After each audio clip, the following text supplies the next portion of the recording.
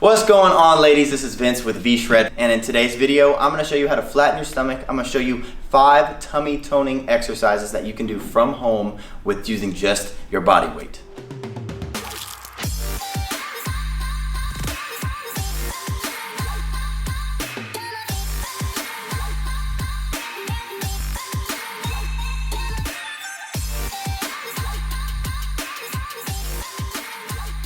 Alright, so like I said, today's video all about flattening your stomach so that you don't have that little, as my mom used to call it, that pooch hanging out the bottom, so just that you can feel confident and just start getting your belly flatter. But I will say before I get into these 5 awesome exercises is that in order to get your tummy flat, in order to get your core toned, you have to make sure that you are working on lowering your body fat percentage at the same time. That means making sure that your diet is taken care of. And to be clear, that does not mean that you are following any kind of starvation diet. That doesn't mean that you're following any kind of no carb or no fat diet. You got to make sure you're having all your macronutrients, but you're in a caloric deficit. But at the same time, you also need to do your cardio. And to be clear, that does not mean 45-minute jogs. That does not mean an hour on the bike every day. That means the right kind of cardio only takes 10-15 minutes when you're doing it the right way, and it burns twice as many calories and burns it for the next 2 days after you stop doing it. And then you also got to make sure that you have your resistance training in hand so that you can start building a little bit of muscle. You can increase your metabolism, secrete the right hormones. And if you're looking for the solution to all that and you don't know where to start, I do have a free body type quiz. Tells you the 3 most important things that you need to do in order to get in shape for your body type. You can check that out by clicking the link in the description right below this video, but that's not what this video is about. This video is about the 5 exercises that I'm going to show you to help start toning your tummy up. So let's get into them. Alright, so first exercise is going to be a triple leg hop. So what we're going to do is actually get down. It's kind of like you're getting down into the bottom portion of a burpee, if you know what a burpee is. So you're going to get down, you're going to have your feet, you're basically going to begin a starting push-up position right here. And then from here, what you're going to do is actually jump with your feet, and you're going to jump them to the side, to the other side, to the middle. That's your triple. So you're going to do that, jump right there, jump back, jump up to the side, jump back, jump up to the middle, jump back. And then you're just going to keep doing that. You can pick up the pace if you want to. You can follow this for time, you can follow this for reps, whatever you so prefer. But what's really good about it is it's not only going to help speed up your heart rate so that you start getting that sweat moving, you start getting your body moving, your temperature up, but it's also going to be focusing mainly on that lower abdomen by bringing your knees up and getting that nice curvature in your lower spine when you jump. Right there I have a nice curve. That means my lower abs are going to be being worked. So that is going to be exercise number 1. All right, so the second exercise is a crunch clap. So very similar to a crunch. You're gonna lay down on your back, and instead of just doing a regular boring crunch, because we all know crunches are boring, what we're going to do is actually crunch up and implement a type of clap. But what's also going to be happening is with crunches, it's usually just going to be working your upper abs. Super boring, but effective, but super boring.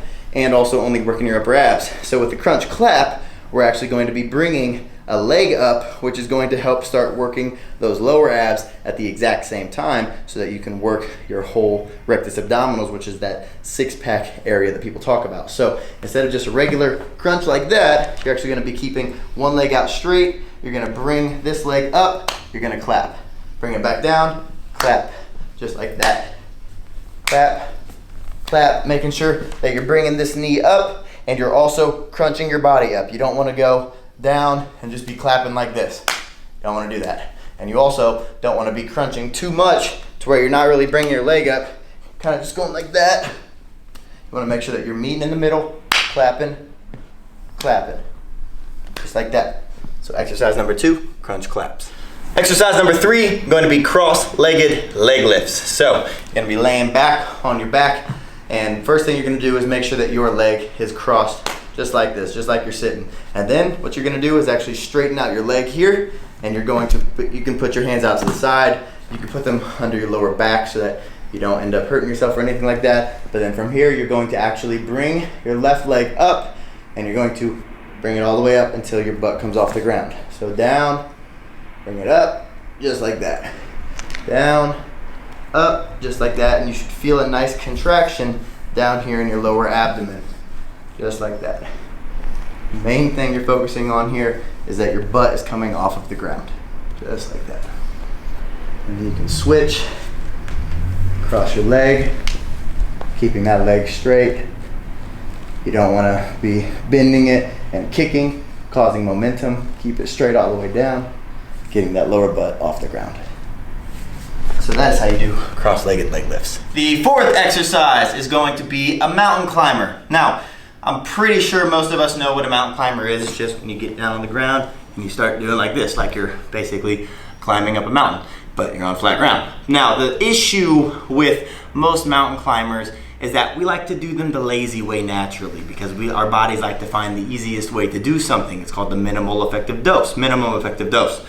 What we don't want to do here is the minimum effective dose. We don't want to do the maximum effective dose. So instead of getting into a mountain climber, which you just start in a regular push-up position right here, and then you're actually going to drive your knee upward, back down, drive your knee upward, back down, sped up, looks like this. Now, this is a lazy mountain climber. Why? Because I'm not actually driving my knees up, and I'm not actually working my abs like they should be worked. With every leg drive, I should be crunching down on my abs. I should feel a nice contraction in my abs, and that doesn't necessarily mean that you're feeling this crazy feeling in your abs every single time, but by the end of a couple of reps, you should start feeling a little bit of a burn in your abs, just because with every single rep, you're not taking it the lazy way and just kind of driving your knees up a little bit. You're actually driving that up, trying to get it up to your elbows, maybe even past your elbows, and doing this every single time. Doing this kind of mountain climber, just a couple of reps like that, and I can feel it in my core 10 times more than I can when I do a lazy mountain climber. So exercise number 4 is going to be the mountain climber.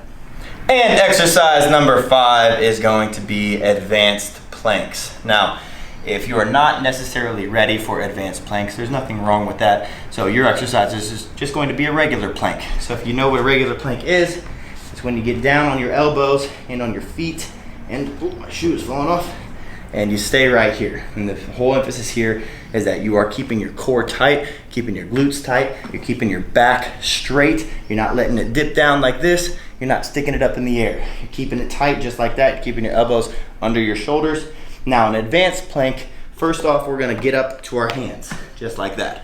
So your hands are gonna be directly under your shoulder, your back is still going to be straight, but from here, what we're actually going to do is drive our belly button to the ceiling. What that means is you're basically going to curve inward at your stomach and try to get that up as high as you can and back down to parallel to the ground.